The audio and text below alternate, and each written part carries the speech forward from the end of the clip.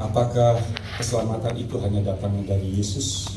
Apakah tidak ada lain dari selain Yesus? Ini pernah terjadi waktu 22 tahun yang lalu, mungkin ya kira-kira tahun 2000-2003. Saya beribadah di suatu gereja dan saya waktu itu bersama-sama juga dengan para elders. Kita pernah diskusi ini waktu itu. Dia tanya, Wahyu, dia bilang, apakah cuma hanya Yesus? Bagaimana kalau orang tua kita, opa engkong kita atau makco kita yang dulu tidak mengenal Tuhan? Apakah dia nggak selamat? Dia bilang. Padahal dia mungkin melakukannya lebih baik dari kita. Saya waktu itu diam. Saya nggak menjawab.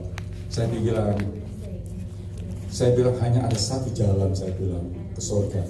Kita sebagai orang percaya hanya lewat Yesus.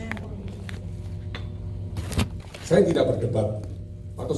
Karena kalau firman Tuhan ini didebatkan tidak ada habisnya, akan ada jawabannya, ayat yang jawab ini, ayat ini. Saya tidak jawab. Dan kemarin dia kirimkan lagi seorang hamba Tuhan yang berkata, nanti kalau orang-orang yang di luar Tuhan, apa yang dia lakukan, nanti dia dipertanggungan dengan kitab-kitabnya sendiri, dia bilang.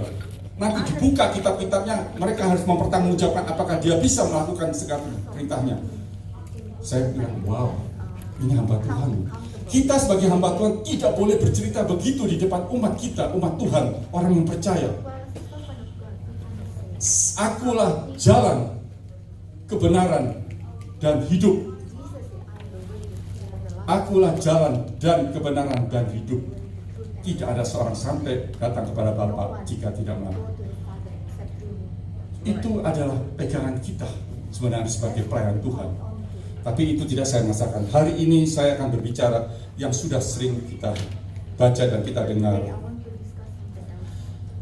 Dan saya kemarin hari Jumat saya sudah mempersiapkan sampai 5:30 pagi kali ya.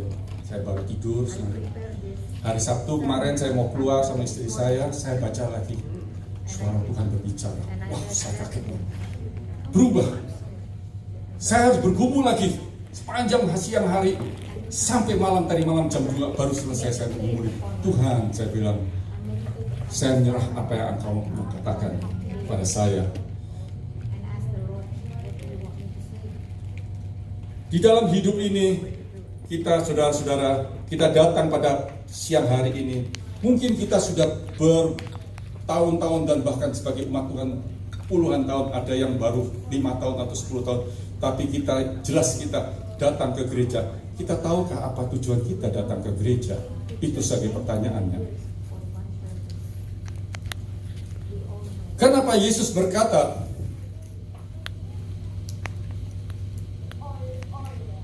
I am the way and the truth and the life. No one come to the Father except through me, through Jesus.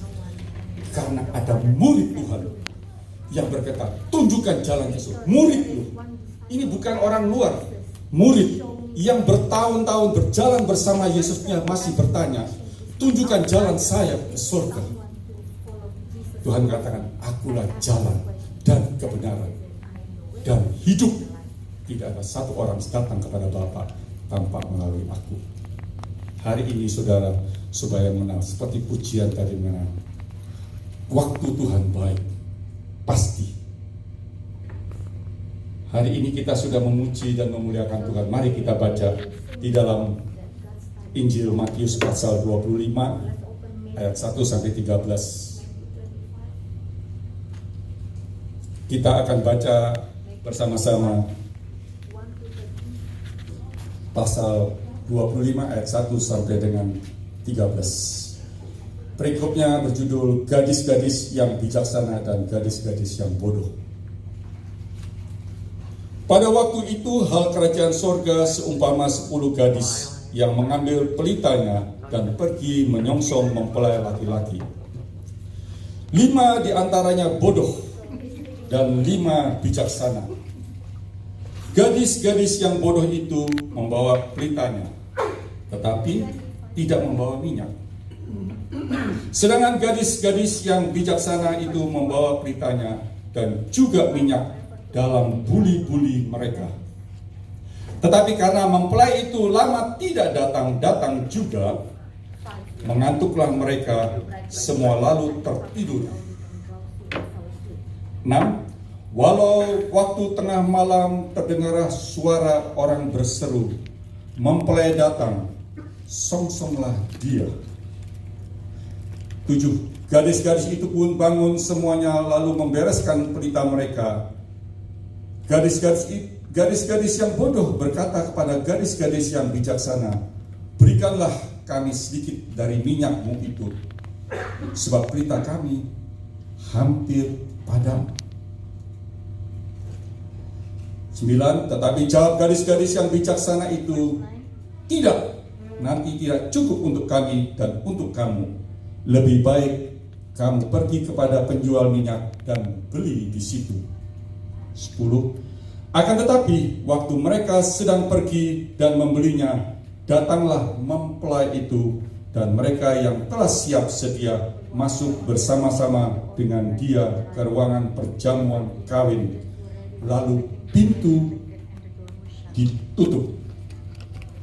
11. Kemudian datang juga gadis-gadis yang lain itu dan berkata, Tuhan, Tuhan, bukakanlah kami pintu.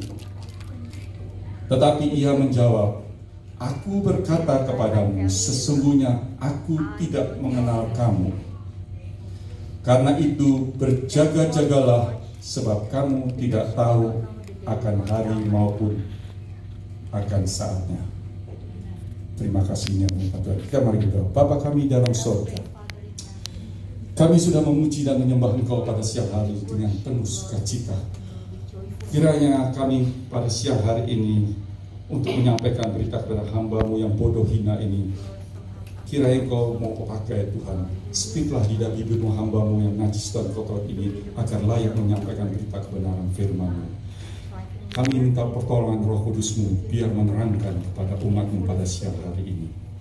Kami mengucap syukur jika Engkau anak-anak-Mu sudah datang duduk ingin mendengar suara dari firman-Mu. Biar Engkau sendiri yang berbicara dengan pertolongan Roh Kudus-Mu Tuhan. Kami juga tidak lupa berdoa juga buat gereja-gereja yang mengadakan kebaktian pada pagi hari yang sama. Engkau juga mau memberkatinya seperti Engkau mau memberkati kami pada siang hari ini. Terima kasih Tuhan, kami serahkan semuanya firman-Mu dari pertengahan sampai pada akhirnya di dalam tangan kasih kemurahan Tuhan. Di dalam nama Tuhan Yesus kita semua yang percaya katakan amin.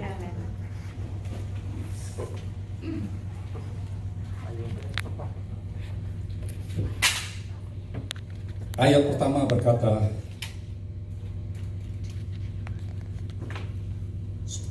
kerajaan sorga seumpama 10 gadis. Digambarkan seperti 10 gadis yang mengambil pelitanya dan pergi menyongsong mempelai laki-laki. Kerajaan sorga, saya beberapa waktu lalu, hari ini saya tidak melanjutkan tentang pengajaran tentang tabernakel, tapi saya sudah mengajarkan saudara tentang pelita. Saya berbicara tentang pelita, karena di sini digambarkan juga mengambil pelita, jadi mempelai. Gereja Tuhan hidup, saudara dan saya hidup lewat firman Tuhan dan Roh Kudus. Tanpa firman Tuhan, terangnya firman Tuhan di dalam urapan Roh Kudus, kita tidak dapat bertindak. Kita tidak akan berjalan, kita akan tetap bertahun-tahun walaupun saudara datang setiap minggu ke gereja, tapi Anda tidak akan bisa berubah dan tidak tahu kemana Anda pergi. Seperti yang dipertanyakan muridnya Thomas ini. Tunjukkan pada kami jalan menuju ke surga. Siang ini firman Tuhan pertama kata, bertindak karena ada pelita. Anak-anak Tuhan tidak bisa berjalan kalau tidak ada pelita. Mazmur 119 010. Mazmur 109 mencoba dibuka ke 105. Mazmur 119 ayat 105.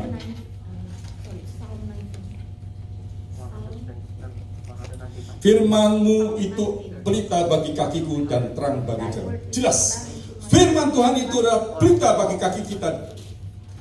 Firman Tuhan itu adalah pelita bagi kaki kita dan terang bagi jalan kita. Tanpa firman Tuhan, kita tidak tahu kemana kita jalan. Tapi sayang, di sini Tuhan mengatakan,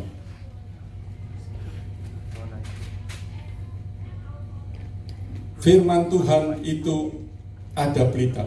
Saudara dan saya, waktu saudara mengenal Tuhan, saudara hidup masih dalam daging bukan? Masih, kita masih hidup dalam daging. Tapi waktu saudara mengaku Yesus adalah Tuhan dan Juru Selamat kita, Roh Kudus turun di dalam hati saudara. Ada dua kekuatan yang di dalam diri kita. Di satu Roh Kudus, Holy Spirit, yang mengontrol kita. Di satu pihak daging kita masih berkuasa. Dua-dua berjalan bersama-sama. Oleh sebab itu firman Tuhan, kamu harus bertindak tanpa pergumulan di dalam firman Tuhan. Karena firman Tuhan itu adalah jalan kebenaran dan hidup. Jalan kebenaran dan hidup.